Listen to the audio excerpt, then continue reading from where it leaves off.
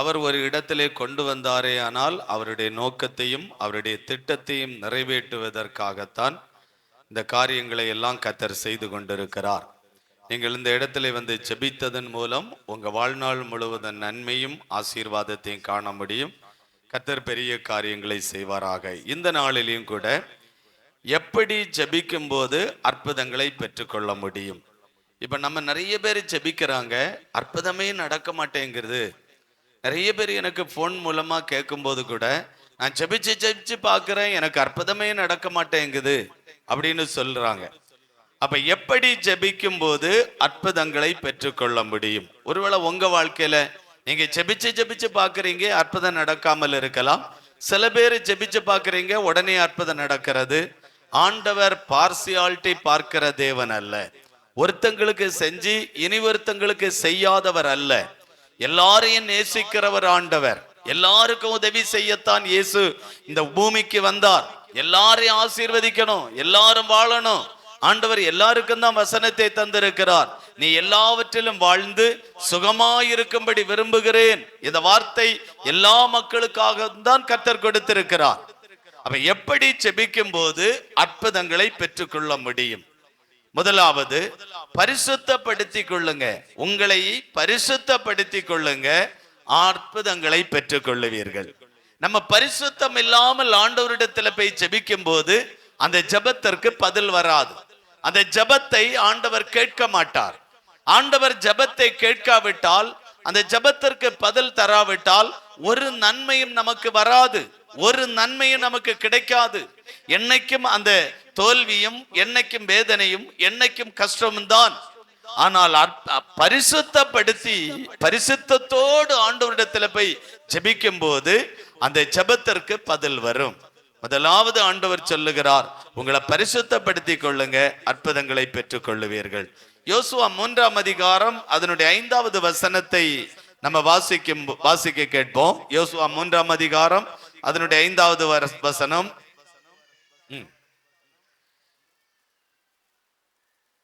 யோசுவா ஜனங்களை நோக்கி, உங்களை பரிசுத்தப்படுத்திக் கொள்ளுங்கள், நாளைக்கு கர்த்தர் உங்கள் நடுவிலே அற்புதங்களை செய்வார். யோசுவா இஸ்ரவேல் மக்களை பார்த்து சொல்லுகிறார். கிட்டத்தட்ட 30 லட்சம் ஜனங்கள் அவங்க எகிப்தில் அடிமையாயிருந்தார்கள். அந்த அடிமைத்தனத்தில் இருந்து மோசே மூலமாய் மீட்டெடுத்து, மோசேக்கு பிறகு யோசுவா அந்த ஊழியத்தை செய்கிறான். இப்ப யோசுவா ஜனங்களை பார்த்து சொல்லுகிறான், உங்களை பரிசுத்தப்படுத்திக் கொள்ளுங்கள், நாளைக்கு கர்த்தர் உங்கள் நடுவிலே அற்புதம் செய்வார். நீங்க பரிசுத்தம் இல்லாமல் அற்புதங்களை காண மாட்டீர்கள்.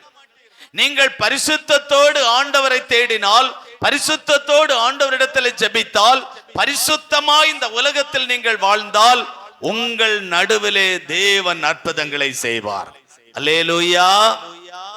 நம்ம ஒரு ஊழியத்தை ஆரம்பித்தால், நம்ம பரிசுத்தத்தோடு அந்த ஊழியத்தை செய்தால், கர்த்தர் இந்த ஊழியத்தை வளர பண்ணுவார். பரிசுத்தம் இல்லாமல் நாம் ஊழியம் செய்தால், ஒரு பேருக்காகவோ, ஒரு புகழுக்காகவோ, ஒரு பணத்துக்காகவோ, ஏதோ ஒரு நன்மைக்காகவோ நம்ம ஊழியம் செய்தால் அந்த ஊழியம் வளராது. அந்த ஊழியம் தோல்வியாய் முடிந்துவிடும். அந்த ஊழியம் இருக்கிற இடமே காணாமல் போய்விடும். பரிசுத்தத்தோடு ஆண்டவருடைய திட்டம் நிறைவேற வேண்டும். ஆண்டவருடைய ராஜ்யம் கட்டப்பட வேண்டும். நம்ம ஆண்டவருக்கு முன்ன கஷ்டப்பட வேண்டும். அப்படி செஞ்சால் ஆண்டவர் மகிமைப்படுவார், ஜெபத்தை கேட்பார், ஊழியம் வளர்ந்து பெருகும். அதனால தான் யோசுவா சொல்லுகிறான், ஜனங்களை பார்த்து உங்களை பரிசுத்தப்படுத்துங்க, நாளைக்கு தேவன் உங்க மத்தியில் அற்புதம் செய்வார். நீங்க பரிசுத்தம் ரொம்ப முக்கியம். பரிசுத்தம் இல்லாமல் ஜெபம் கேட்கப்படாது. பரிசுத்தம் இல்லாமல் நம்ம ஆசீர்வாதமாய் வாழ முடியாது. பரிசுத்தம் இல்லாமல் நமக்கு உயர்வு வராது. 1 பேதுரு 1ஆம் அதிகாரம் 19வது வசனம் சொல்லுகிறது, மாசற்ற ஆட்டுக்குட்டியாகிய கிறிஸ்துவின் விலையேற பெற்ற இரத்தத்தினாலே மீட்கப்பட்டோம் என்று அறிந்திருக்கிறோம்.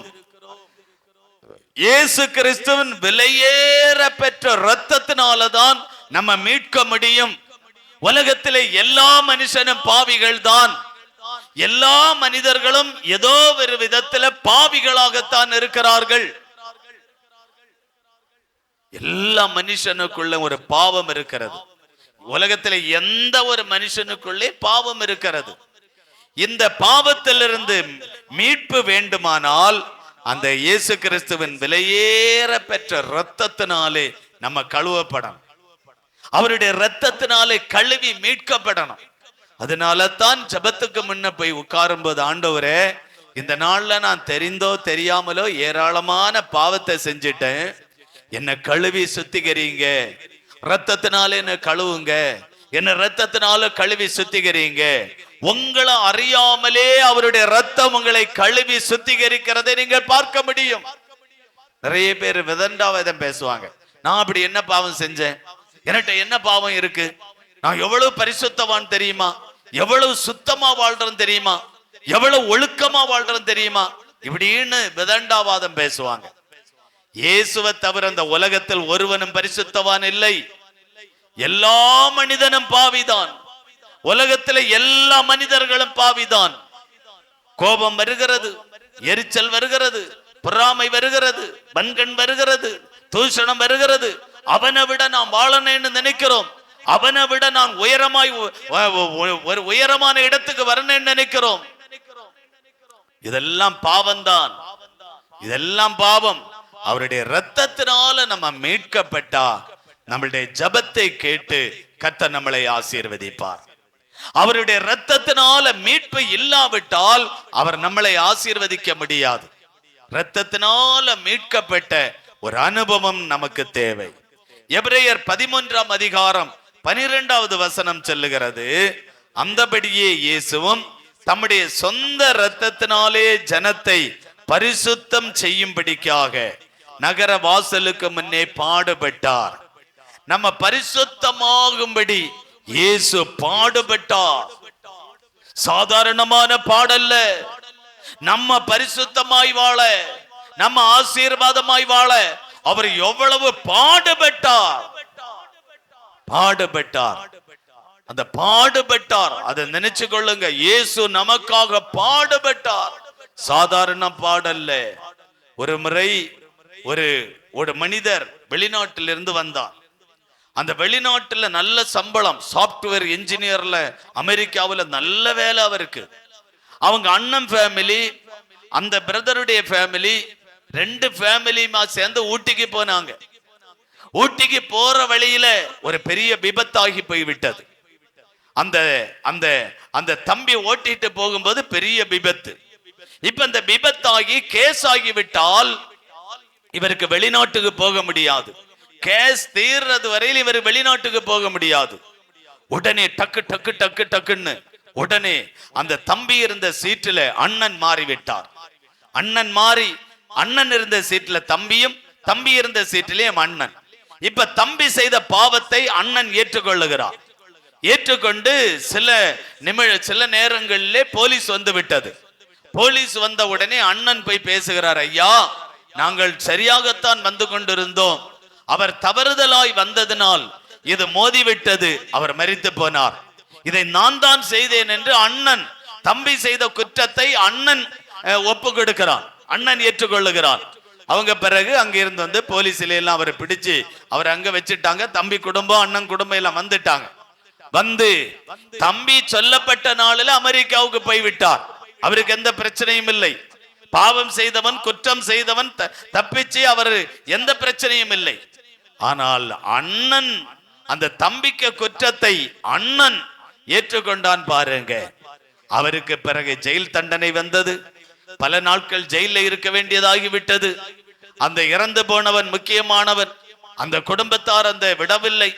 பயங்கர பண நஷ்டம், பெரிய பாடு. யாருக்காக? சொந்த தம்பிக்காக. சொந்த தம்பிக்காக அண்ணன் பட்ட பாடுகள் பெரிய பாடுகள். சாதாரணமான பாடல்ல, பெரிய பாடு, பயங்கரமான பாடு. அதை போலத்தான் உலகத்தில் உள்ள 800 கோடி மக்களுக்காக இயேசு ஒவ்வொரு மனிதன் செய்த பாவத்தை அவர் சிலுவையிலே தண்டனையாக ஏற்றுக்கொண்டு கையிலே ஆணியினால் அடித்தார்கள். ஒவ்வொரு மனிதனும் தன்னுடைய கரத்தினால் செய்ய பாவத்துக்காக கையிலே ஆணி, ஒவ்வொரு மனிதனும் நடந்து கால்களினால் நடந்து போய் செய்த பாவத்தினால் கால்களிலே ஆணி, ஒவ்வொரு மனிதனும் மூளையினால் யோசித்து செய்த பாவத்தினால் தலையிலே முள்முடி, ஒவ்வொரு மனிதனும் இருதயத்திலே யோசித்து யோசித்து யோசித்து செய்தபடினால் விழாவிலே ஈட்டினால் குத்தி கடைசி சொட்டு ரத்தம் வரையிலும் மனுக்குலத்துக்காக இயேசு சிந்தினார். ஒவ்வொரு மனிதனுக்காக இயேசு சிந்தினார். ஒவ்வொரு மனிதனுக்காக இயேசு சிந்தினார். ஒவ்வொரு மனிதனுக்காக அவர் சிந்தினார். வேதம் சொல்லுகிறது அவர் பாடுபட்டார். சாதாரணமான பாடல்ல. அவர் பட்ட பாடுகள் சாதாரணமானதல்ல.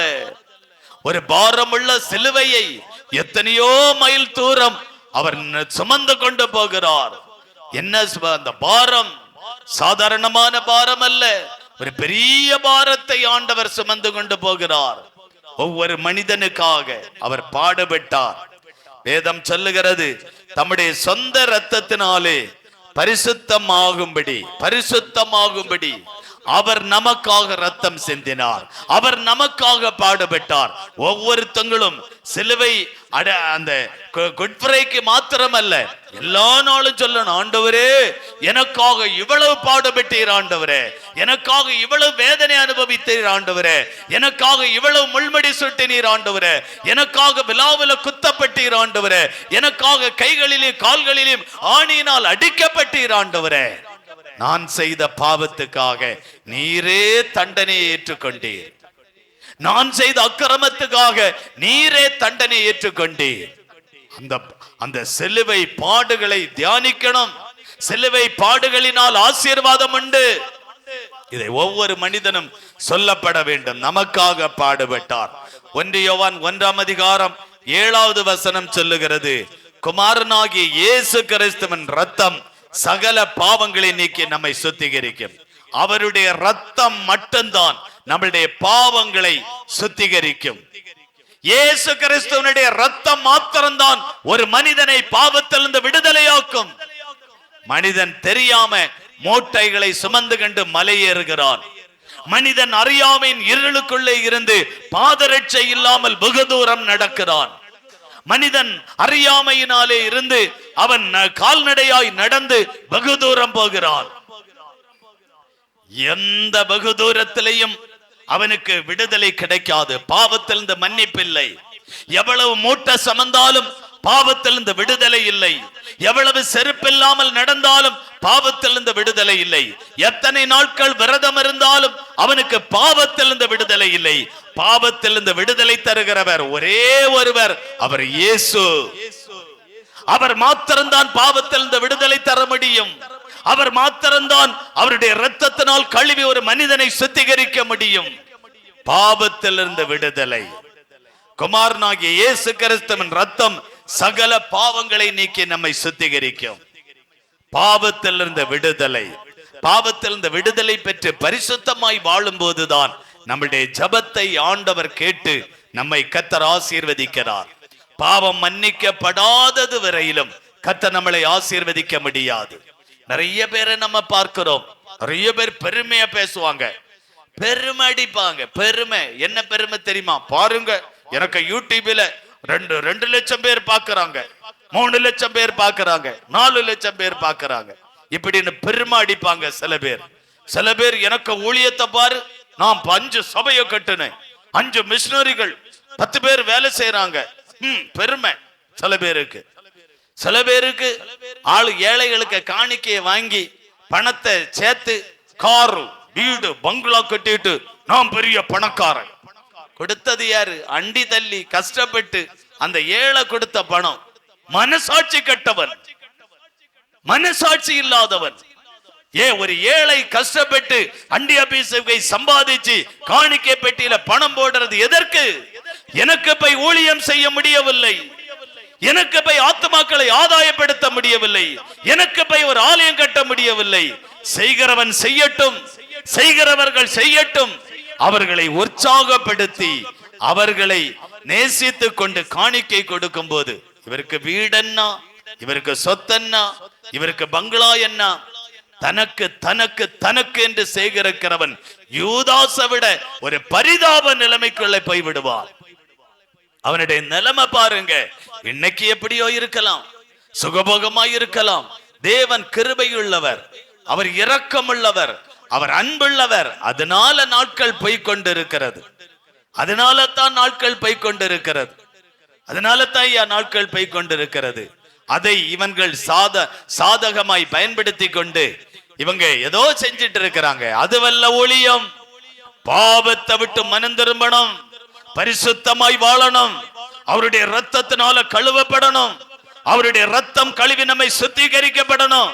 அதுக்கு பிறகுதான் நம்மளுடைய ஜபம் கேட்கப்படும். அவ எனக்கு ஜபத்தை கேட்டதுனால தானே 2 நாளைக்கு முன்ன ஒரு பாஸ்டரை பார்க்க போறேன். ஏன்யா இப்படி ஏமாத்துறீங்க? ஒரு அமைப்பில இருந்துட்டு 1 வருஷம் 2 வருஷம் இருந்துட்டு தள்ளிட்டு வரீங்க. இனி ஒரு அமைப்பில இருந்துட்டு 2 வருஷம் 4 வருஷம் வந்து தள்ளிட்டு வரீங்க. அந்த பாஸ்டர் உங்களை வச்சு ஒரு பெரிய ஊழியத்தை நிறைவேற்றணும்னு நினைச்சாரு. ஏன் ஏமாத்திட்டு வரீங்க?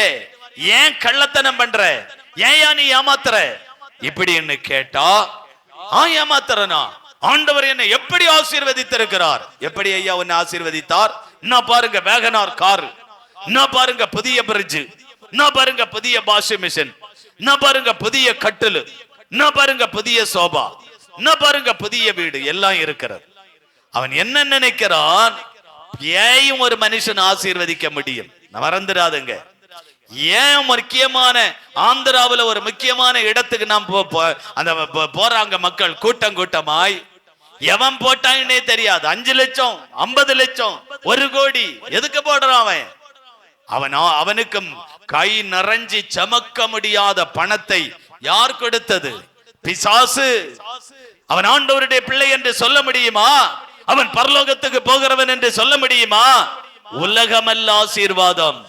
நீ ஆண்டவருடைய ஊழியக்காரனாய் இருந்தால் 5 ஆத்துமாக்களை நீ ஆதாயப்படுத்த வேண்டும். நீ ஆண்டவருடைய பிள்ளை என்று சொல்லி நடப்பாயானால் உன் மூலமாய் புறஜாதி ஜனங்கள் 5 பேராவது ரட்சிக்கப்பட வேண்டும். அவன்தான் ஊழியக்காரன், அவன்தான் ஊழியக்காரன். என் மூலமா ஒரு ஆத்மா கூட ரட்சிக்கப்படல. அது பேசும்போது பழம் போல நல்ல பேசுவாங்க, நல்ல பேசுவாங்க. உன் மூலமா எத்தனை ஆத்துமாக்கள் ரட்சிக்கப்பட்டார்கள்? உன் மூலமாய் தேவனுடைய திட்டம் எப்படி நிறைவேற்றப்பட்டது? அதைத்தான் கர்த்தர் பார்க்கிறார். உலகத்துல உனக்கு பிரிட்ஜா வாஷிங் மிஷினோ எல்லாம் மண்ணும் இந்த உலகத்துல விட்டுட்டு தான் பொய்யாக வேண்டும். செத்தா ஒரு அடி மண்ணு கூட கொண்டு போக முடியாது. செத்தால் ஒரு பொருள் கூட கொண்டு போக முடியாது. செத்த பிறகு பாருங்க, நிறைய பேரை நான் பார்க்கிறேன். செத்த பிறகு கடைசியில கழுத்திலே காதுல ஒண்ணும் இல்லை, காதுல ஒரு சின்ன ஒரு பொட்டு போல ஒண்ணு கிடக்கு. களத்து அதை நீ களத்து விடாத, அதை எடு. களத்து அந்த கூட்டத்துல களத்து, அதை எடு, விடாத. ஒரு பொட்டு, சின்ன ஒரு பொட்டு போல, அதை கூட கொண்டு போக விட மாட்டாங்க. அதை கூட கொண்டு போக விட மாட்டாங்க. அதை கூட கொண்டு போக மாட்டாங்க. கடைசியில கொண்டு போறது பழஞ்சிலியும் பழைய துணியும் பழைய இதுதான் கொண்டு போகணும். நான் பார்த்திருக்கேன். நிறைய துணிகளை கொண்டு வாருங்க. பழைய பழஞ்சில துணிகளை, தலைக்கு மேட்டுல 5 சட்டை, சைடுல எல்லாம் 4 துணி, கடை எல்லா இடத்துலயும் 4 பேண்ட். அவருக்கு பழைய துணி, அதைத்தான் கொண்டு போகணும். வேற ஒன்னும் கொண்டு போக முடியாது, எதையுமே கொண்டு போக முடியாது. ஆனா குமாரனாகிய இயேசு கிறிஸ்துவின் ரத்தத்தினால் கழுவி பாவ மன்னிப்பை பெற்றுக்கொள்ளணும். பெருமை வேண்டாம், தாழ்மையாய் நடக்கணும். அப்பதான் அந்த ஜெபம் கேட்கப்படும். எதுலயும் பெருமைப்படாதுங்க, எந்த விதத்திலையும் பெருமைப்படாதுங்க.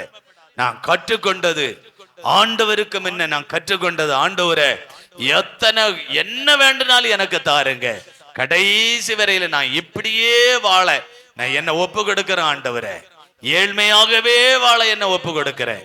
ஏழ்மையாக நான் இந்த உலகத்துல வாழ என்ன நான் ஒப்பு கொடுக்கிறேன் ஆண்டவரே அப்படின்னு ஆண்டவரிடத்துல ஒப்பு கொடுத்திருக்கிறோம். கர்த்தர் நல்லவர். அல்லேலூயா சொல்லுங்க. 1 பேதுரு 1ஆம் அதிகாரம் 2வது வசனம் சொல்லுகிறது, கிருபையும் சமாதானம் உங்களுக்கு உண்டாகும். நீங்க தாழ்மையா இருந்தா நீங்க ஊழியத்தில் ஆசீர்வதிக்கப்படலாம். உங்க தனிப்பட்ட வாழ்க்கையில நீங்க ஆசீர்வதிக்கப்படலாம். இனி வருத்தமும் இல்லாம ஆசீர்வதிக்கப்படலாம். ஒரு நிறுவனத்தின் மூலமா ஆசீர்வதிக்கப்படலாம். சொத்துக்களை தந்து ஆசீர்வதிக்கப்படலாம், வீடை தந்து ஆசீர்வதிக்கப்படலாம், நல்ல ஏதோ ஒண்ணு தந்து கர்த்தர் உங்களை ஆசீர்வதிக்கலாம். எதுலையும் பெருமை காட்டாதுங்க. எந்த விதத்திலே நீங்க பெருமை காட்டாதுங்க. வேதம் சொல்லுகிறது, பெருமை உள்ளவனுக்கு ஆண்டவர் எதிர்த்து நிற்கிறார், தாழ்மை உள்ளவனுக்கு என்னைக்கு கர்த்தர் கிருபை கொடுக்கிறார். அல்லேலூயா. அப்படி குமாரனாகிய இயேசு கிறிஸ்து ரத்தத்தினால் கழுவப்பட்டு ஒரு தாழ்மையின் அடையாளத்தை நீங்க தெரிஞ்சு கொள்ளுங்க. உங்களுடைய ஜெபத்தை கேட்டு கர்த்தர் இன்னும் ஆசீர்வதிப்பார். ஜெபத்தை கேட்டு கர்த்தர் இன்னும் ஆசீர்வதிப்பார். உங்களுக்கு கிருபையும் சமாதானமும் உங்களுக்கு உண்டாகும். எப்படி ஜெபிச்சா கர்த்தர் உங்கள் ஜெபத்தை கேட்பார்? பரிசுத்தப்படுத்தி, உங்களை பரிசுத்தப்படுத்தி, அவருடைய ரத்தத்தினால் கழுவி பரிசுத்தப்படுத்தி, அவருடைய பரிசுத்தத்தோடு போய் ஜெபம் பண்ணுங்க. உங்க ஜெபத்தை ஆண்டவர் கேட்பார். உங்க ஜெபத்திற்கு கர்த்தர் பதில் கொடுப்பார். உங்க ஜெபத்துக்கு அற்புதம் நடக்கும். உங்க ஜெபத்தில் ஆண்டவர் பெரிய காரியங்களை செய்வார். உங்களுக்கு விரோதமா யார் எழும்பினாலும் சரி, உங்களை அழிச்சிடணும், உங்களை நஷ்டப்படுத்தணும், உங்களை ஒண்ணு இல்லாம ஆக்கிடணும், ஒண்ணு நடக்காது. அது கர்த்தர் உங்களுக்காக யுத்தம் பண்ணி உங்களை ஆசீர்வதிக்கிற ஒரு தேவன். அல்லேலூயா. இரண்டாவது, உங்களுடைய ஜெபம் கேட்கப்பட வேண்டுமானால் ஆண்டவரை நோக்கி நீங்க அழைக்கணும். இயேசுவே இயேசுவேன்னு உன் வாயை விரிவாய் தர, அப்பொழுது கர்த்தர் நிரப்புவார். சில பேர் வாயில வச்சு மௌன ஊம ஜபம். ஊம ஜபம் எப்படி தெரியுமா? யாராவது ஊமை வாய் பேசாதவங்க, ஊமையாட்டு இருக்கிறவங்க என்ன சொல்லுவாங்க? இப்படி செய்காட்டி உங்களுக்கும் புரியாது, எனக்கும் புரியாது. இப்படி பேசினா அவங்களுக்கும் புரியாது, உனக்கும் புரியாது. இயேசுக்கு முன்ன வாயை திறந்து ஜெபிக்கணும், சத்தமா ஜெபிக்கணும், இயேசுவேன்னு கூப்பிடணும். பாருங்க, யோசுவா 1ஆம் அதிகாரம் 3வது வசனம் சொல்லுகிறது. யோவான் 11ஆம் அதிகாரம் 1வது வசனம். யோவான் 11:3. அங்க பாருங்க, மார்த்தாள், மரியாள், லாசர் மரித்து போகிறார். இப்ப மார்த்தாளும் மரியாளும் இயேசுவை வர சொல்லி ஆள் அனுப்புறாங்க. வாசிப்போம். அப்பொழுது அவனுடைய சகோதரிகள், ஆண்டவரே, நீர் சிநேகிக்கிறவன் வியாதியாயிருக்கிறான் என்று சொல்ல ஆள் அனுப்பினார்கள். இயேசு இருக்கிற இடத்துல ஆள் அனுப்பினார்கள். சொல்லுங்க, இயேசு இருக்கிற இடத்துல ஆள் அனுப்பினார்கள். லாசர் வியாதிப்பட்டான், லாசர் பலவீனப்பட்டான், லாசர் சாக போகிற நிலைமை. மார்த்தாளும் மரியாளும் சகோதரி மாறுங்க, இயேசு வர சொல்லி ஆள் அனுப்புறாங்க. ஆள் அனுப்பி 20வது வசனம் சொல்லுகிறது, இயேசு வருகிறார் என்று மார்த்தாள் கேள்விப்பட்ட போது, இயேசு வருகிறார் என்று மார்த்தாள் மரியாள் கேள்விப்பட்ட போது, இவங்க ஒப்பாரி வைக்கிறாங்க, நீர் அன்னைக்கே வந்திருந்தால் அவன் இதோடு உயிர் சாத்திருக்க மாட்டானே, நீர் இவ்வளவு லேட்டா வந்து என்ன பிரயோஜனம், நீர் அன்னைக்கு நேரத்தோடு வந்திருந்தா என் சகோதரன் இன்னைக்கு சுகமாய் உலகத்துல வாழ்ந்திருப்பானே, புலம்புறாங்க. ஆனால் இயேசு, அந்த மார்த்தாள் மரியாள் அழுகுறாங்க. இவர் நேர கல்லறைக்கு போகிறார். இயேசு நேரடியா கல்லறைக்கு போகிறார். கல்லறையில போய் பாருங்க, 43வது வசனம் சொல்லுகிறது, லாசருவே வெளியே வா என்று உரத்த சத்தமாய் கூப்பிட்டார். சொல்லுங்க, எப்படி கூப்பிட்டார்?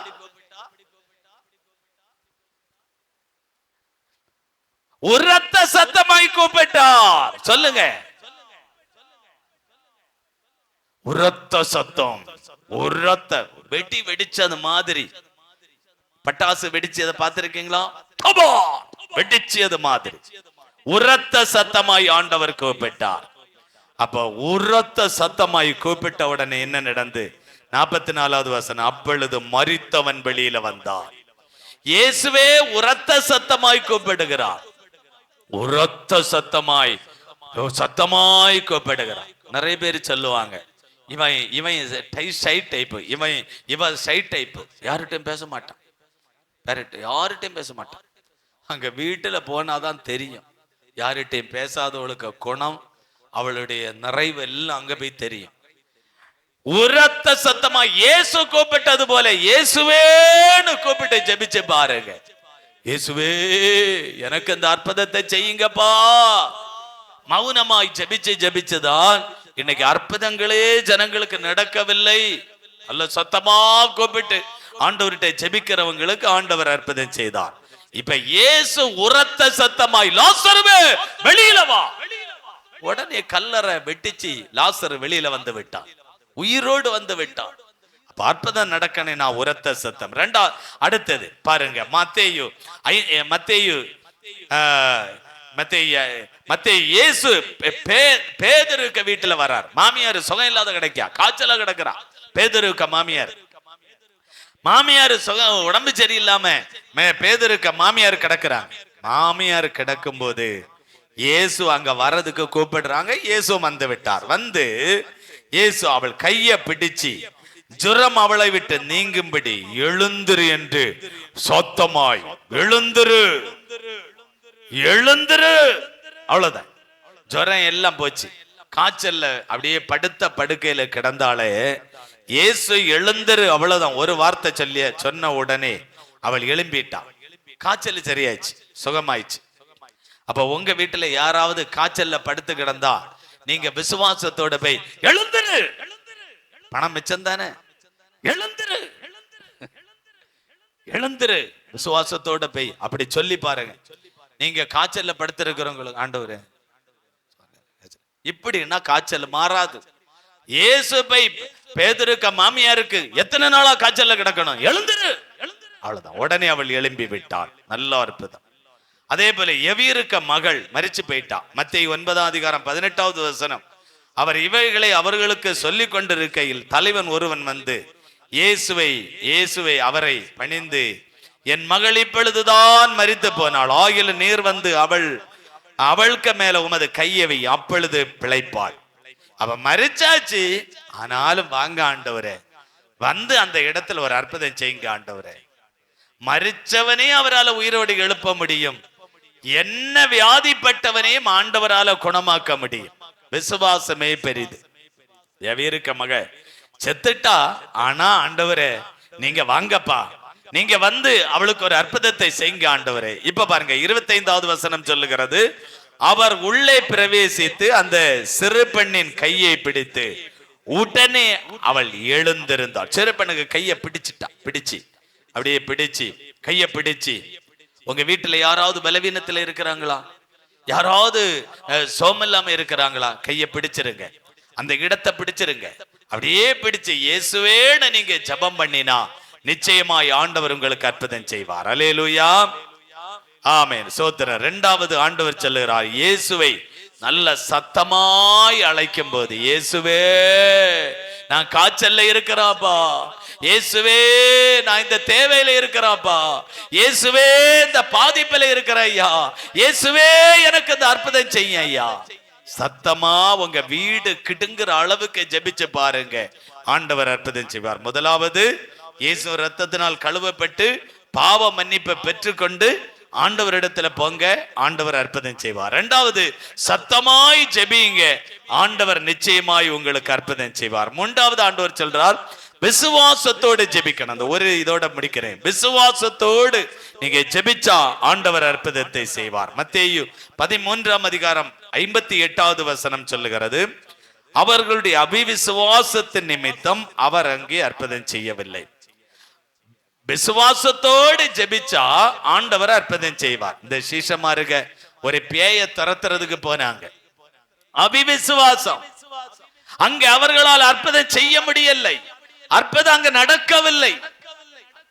இப்ப விசுவாசத்தோடு ஜெபம் பண்ணினால் ஆண்டவர் அற்புதம் செய்வார். இங்க பாருங்க, மத்தேயு 9:2 வாசித்தால் இங்கே ஒரு படுக்கையில கிடந்த ஒரு திமிர்வாதக்காரன், பக்கவாதம், உடம்பெல்லாம் அப்படியே எலும்பெல்லாம் ஸ்ட்ரக் ஆகி போச்சு, பக்கவாதம், நடக்க முடியாது. அவன் படுத்த படுக்கையில கிடக்கிறான்.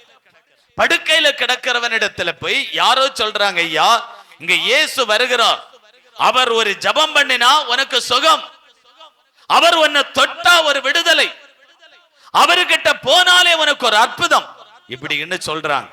சொன்ன உடனே இந்த திமிர்வாதக்காரன் மறுமொழி பேசல. அவனை எத்தனையோ நாள் ஹாஸ்பிட்டலுக்கு கொண்டு போயிருக்கலாம், எத்தனையோ டாக்டர்கிட்ட கொண்டு போயிருக்கலாம், எவ்வளவோ மருத்துவமனைக்கு போயிருக்கலாம், எவ்வளவோ பெரிய பெரிய பிரபலமான ஆட்களை சந்தித்திருக்கலாம், சுகம் கிடைக்கல. அவன் அது ஒண்ணும் சொல்லல.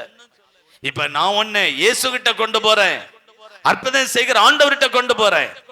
அவன் உடனே சம்மதிக்கிறான். சரி ஐயான்னு சொல்லி சம்மதிச்சு கட்டில்ல 4 பேர் தூக்குறாங்க. எனக்கு தெரியும், ஒரு 40 வருடத்துக்கு முன்ன வரையிலும் வியாதி பலவீனப்பட்டவங்களை 4 கட்டில்ல 4 பேரா தான் தூக்கிட்டு போவாங்க. அப்படித்தானே செல்வியக்கா?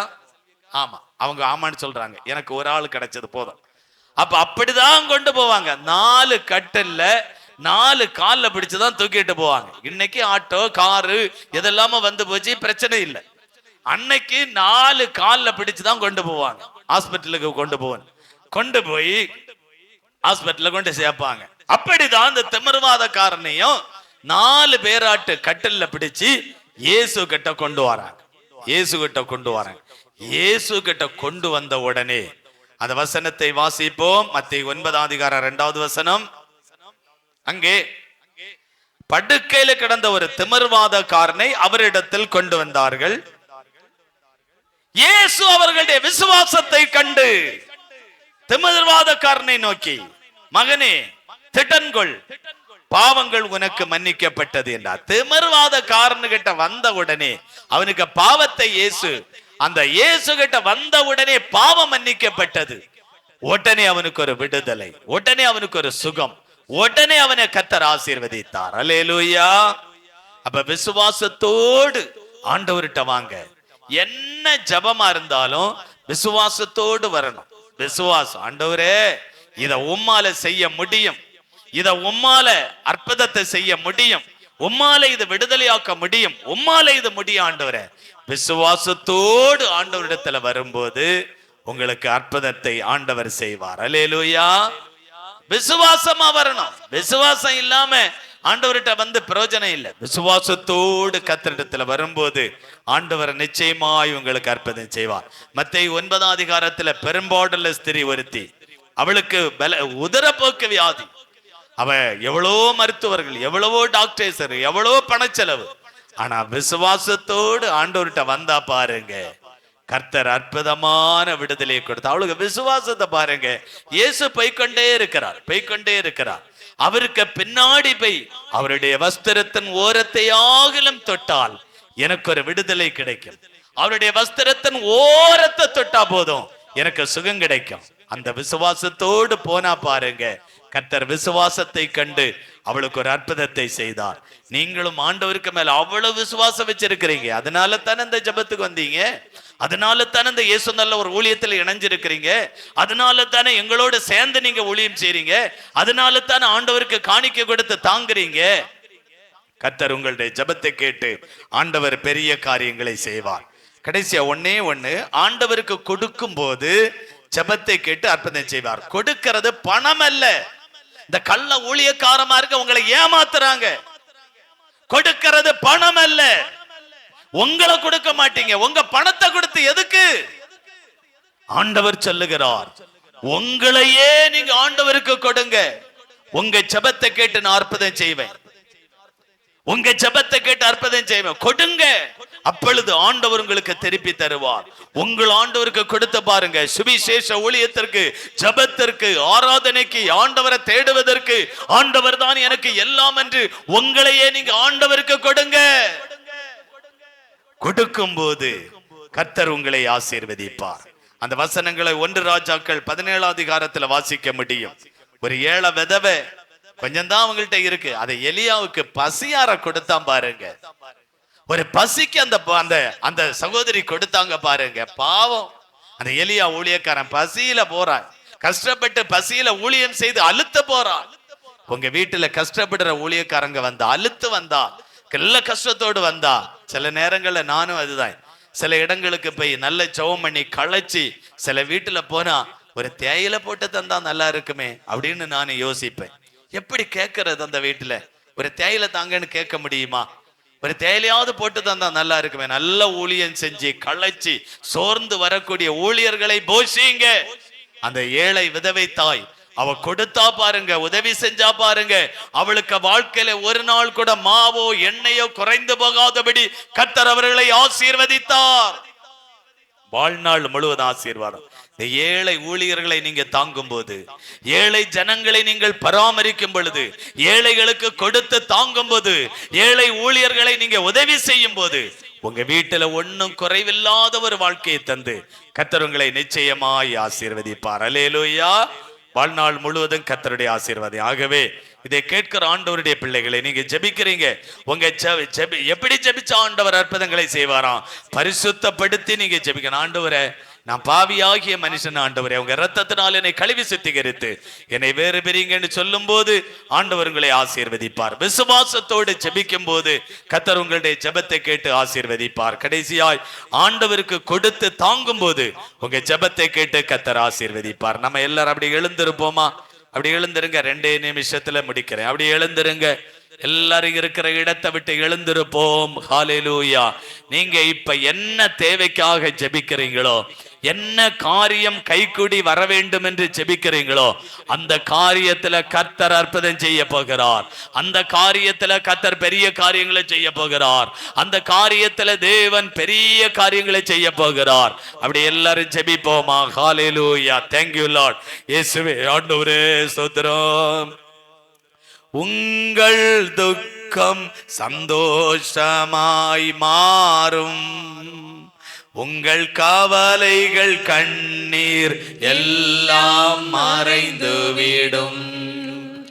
உங்கள் துக்கம் சந்தோஷமாய் மாறும், உங்கள் கவலைகள் கண்ணீர் எல்லாம் மறைந்துவிடும். கலங்காதே மகனே, கலங்காதே மகளே, கலங்காதே மகனே, கலங்காதே மகளே.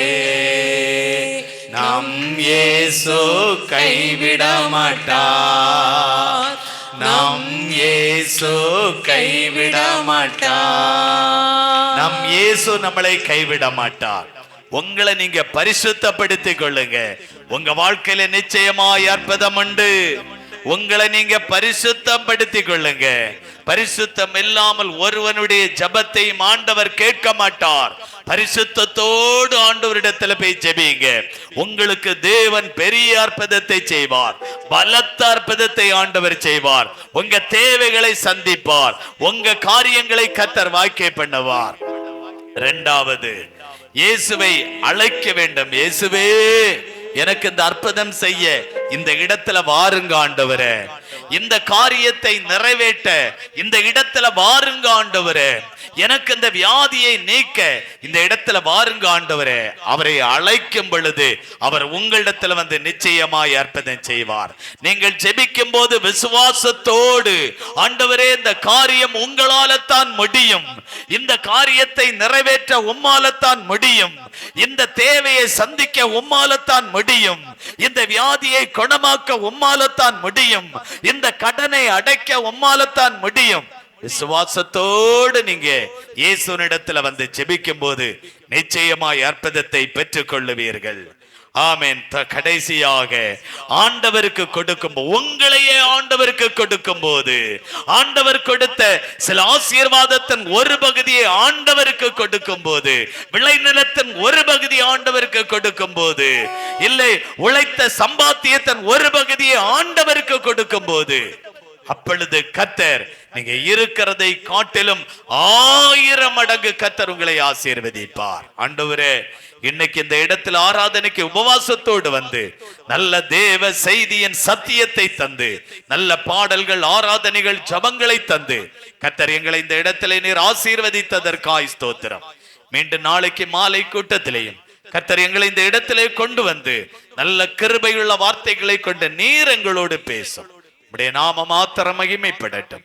எங்களை தாழ்த்தி உம்முடைய அன்பு கரத்துல தருகிறோம். இயேசு கிறிஸ்துவின் நாமத்தில் ஜெபிக்கிறோம். ஜெபங்களும் ஜீவனுள்ள எங்கள் நல்ல பிதாவே, ஆமென்.